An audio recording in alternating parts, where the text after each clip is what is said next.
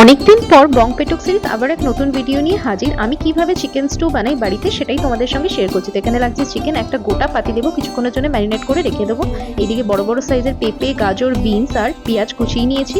আদা রসুন কাঁচা লঙ্কাটা কিরকম কি চিকেন তোমরা দেবে সেই বুঝে আমি হামল দিস্তে এখানে থেতো করে নিচ্ছি। আর গোলমরিচ আর ধনেও আমি রোস্ট করে থেতো করে নিয়েছি। এইদিকে আমি প্রেসার কুকারে করছি বাটার আর সাদা তেল দিয়ে ফোড়নে দেবো গোলমরিচ, দারচিনি আর লবঙ্গ।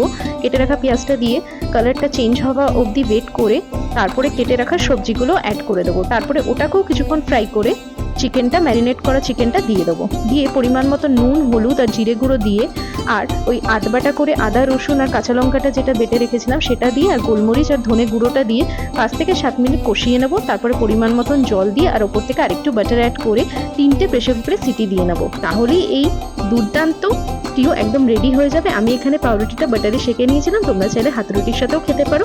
কেমন লাগলো ভিডিওটা জানিও।